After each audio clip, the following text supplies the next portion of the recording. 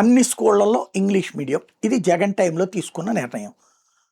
ప్రతి English medium చదివే విద్యార్థి కూడా తన సెకండ్ లాంగ్వేజ్గా తెలుగు తీసుకోవాల్సిందే, మస్ట్గా తెలుగు నేర్చుకు తీరాల్సిందే.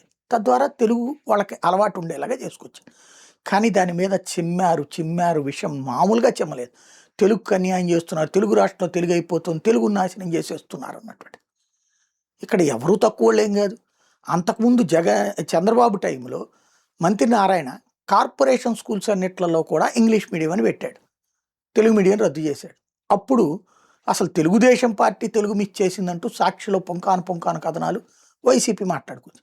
పిల్లల జీవితాలతో, ప్రభుత్వ పాఠశాల పిల్లల జీవితాలతో చెలగాటమాడే వార్తలు తెలుగు అప్పుడే మాట్లాడుకుంటూ వస్తారనమాట. అప్పుడు అప్పట్లో చంద్రబాబు రాసేటప్పుడు అంటే ఇంగ్లీష్ మీడియం వస్తే మీకు నచ్చదా అని వైసీపీ వాళ్ళ పేపర్లు రాసి వాళ్ళు క్వశ్చన్ చేసేవాళ్ళు. మొన్నటిసారి వీళ్ళు ఇంగ్లీష్ మీడియం పెట్టినప్పుడు వాళ్ళని క్వశ్చన్ చేశారు, మీకు ఇంగ్లీష్ మీడియం చదువుతుంటే పిల్లలు నచ్చదా అన్నది. నీచమైన రాజకీయాలు తప్పించి నిజాయితీతో కూడిన రాజకీయాలు కాదు. ఇద్దరే దొందే. తాజాగా ఇప్పుడు ఏంటంటే ఇంగ్లీష్ మీడియం ప్రతి స్కూల్లో కూడా బోధన తప్పనిసరి అన్నారు. ఇప్పుడైనా అంతే, తెలుగు మీడియం తెలుగు అందులో ఉంటుంది, తెలుగు కూడా ఉంటుంది. కాకపోతే కోర్టులో పిటిషను ఇంగ్లీష్ మీడియం తప్పనిసరి చేయడం ఎట్లాగాని. అబ్బాయి మేము తప్పనిసరి అనలేదు, అదేదో చిన్న లోపం ఉంటే సరి చేసేసాంలేండి అని ప్రభుత్వం చెప్పింది. ఎందుకు చెప్పాలా?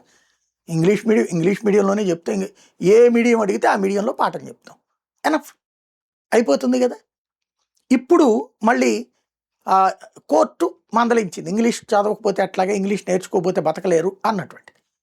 అదే ముక్క జగన్ ఉన్నప్పుడు మాట్లాడితే ఆ న్యాయమూర్తులకు కూడా ఆపాదించారు. ఇప్పుడు మాట్లాడితే కామన్గా రాసుకొచ్చారు. మనకి ఆంధ్రప్రదేశ్లో తెలుగుదేశం అధికారంలో ఉండడం మంచిది. ఎందుకంటే మనం అనుకున్నయే చేస్తారు. జగన్ ఉన్నప్పుడు అది చేస్తే బూతులని రాస్తారు, ఇప్పుడు నీతి అని రాస్తారు, అంతే తేడా.